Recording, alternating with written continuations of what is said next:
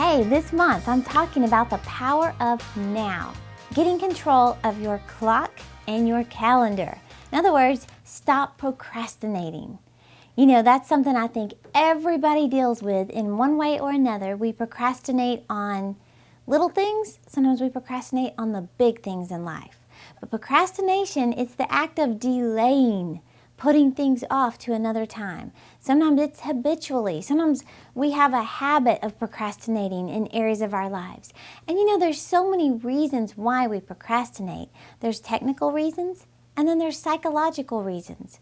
And we're going to go over that. In fact, this new message I just came out with, which I highly encourage you to get, it's on the power of now.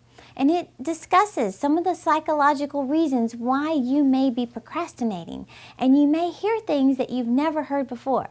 You know, sometimes you just wonder, like, why do I keep putting that off? Why do I keep putting it off? Like, I remember one time I kept putting off cleaning out my hall closet. And the hall closet just became like the junk closet of the whole house. I mean, we just kept stuffing things in there. It got so packed and so crowded, I could barely even put an umbrella in there. It was so disgusting.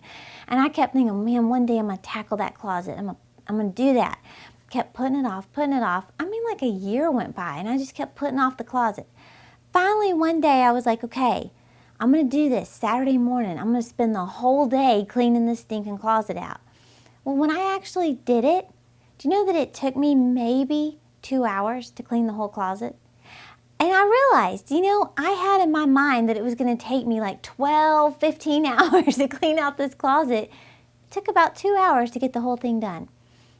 Well, that's just one of those psychological reasons why we put stuff off, is because we think it's going to take longer than it really will. But there's lots of reasons we procrastinate. But I want you to know that procrastination is a thief. And it will cause Satan to steal your dreams and goals. It will cause you to miss out on what God really has planned for your life if you continually and habitually procrastinate. And here's the way it works. When you procrastinate in the small areas of life, then it begins to trickle over into some of those big areas of life, those bigger dreams and those big assignments that God has for you, because you've developed a habit or a lifestyle of putting things off. So if you can begin to conquer procrastination in the small areas, then you're going to be able to conquer it even better, even with more confidence in those big areas of your life. You know, I like reading the story in John chapter 5. We see the story of the guy who was laying by the pool of Bethesda. Familiar story. You know, this guy's laying by the pool of Bethesda, and apparently back then, all these invalids and handicapped people would lay by this pool, and I don't know if it was once a year or how often, but when an angel came by, he would stir up the waters, and then the invalids would get in the pool and they would be healed or cleansed. Well, Jesus happened to walk by, and when he saw this invalid laying there, he said to him, "How long have you been in this condition?" This is in John chapter 5.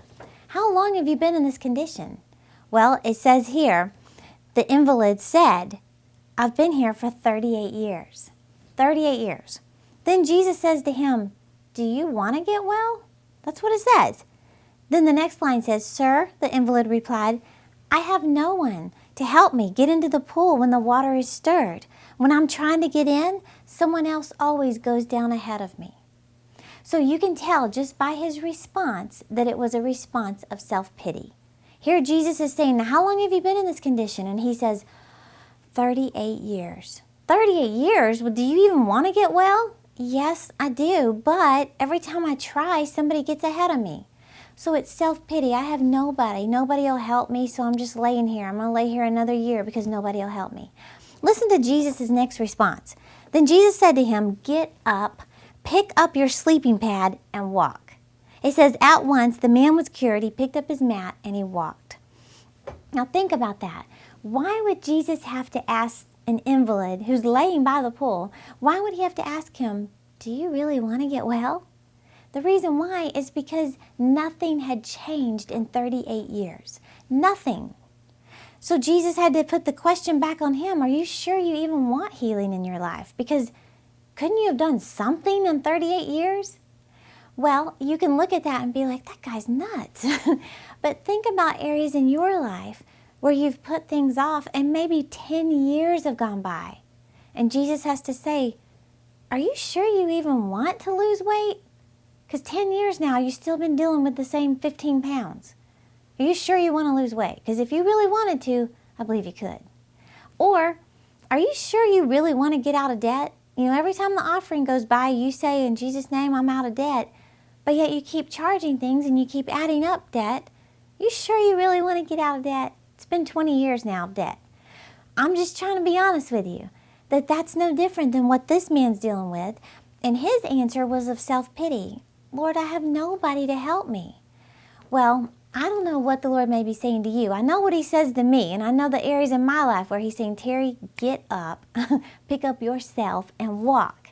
Well, there may be areas in your life where he's saying, get up, pick up that music and sing. Get up, pick up that resume and go get a job. Get up, pick up that money and give it, sow it, do something. Whatever it is, I want you to really listen this month. Listen to what it is God's telling you. Don't put it off another year. And let me just tell you this.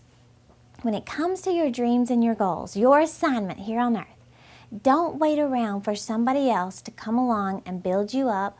Don't wait for somebody else to believe in your dreams, or you're going to wait forever. Because God's given you things to do, and he's counting on you fulfilling them, and you can't just sit around and wait for somebody to come along and outline the plan for you, and then you get moving. You have to just stir yourself up, pick yourself up. That's what I like about this, is that Jesus actually put the demand on him. He said, you get up, you pick up that bed, that mess you've been laying around in for 38 years, and you get moving. Notice all three of those are in the command of you. So, what is it that God's telling you to do? And you're determining now you're not going to put it off another year. You know, in this new series I just came out with on the power of now, I challenge you in here to make a list of 10 things that you've been procrastinating on. And it doesn't have to be the big things. Well, they might be big to you, but make a list of 10 things that you've been putting off. It could be things like getting the doorknob fixed in the kitchen. It could be painting a wall that you've been wanting to paint. It could be getting your health checkup. It could be getting the car maintenanced, get the oil changed. Whatever it is, those areas where you've been putting them off, calling somebody, returning a phone call, sending a thank you note, whatever it is. Make a list of 10 areas.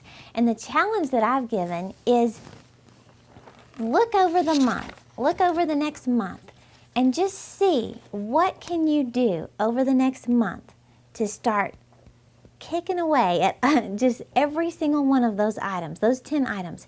Look at your calendar and start scheduling days when you can start attacking those areas.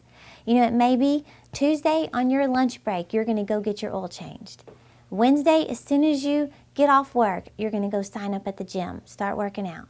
Whatever it is, you have to schedule time to start going after those areas that you've been procrastinating in.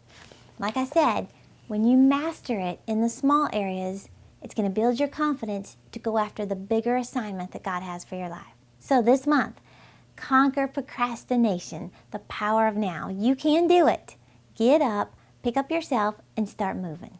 Okay, thank you for watching. I'll see you next time. Very good. Yay, thank you. Is that...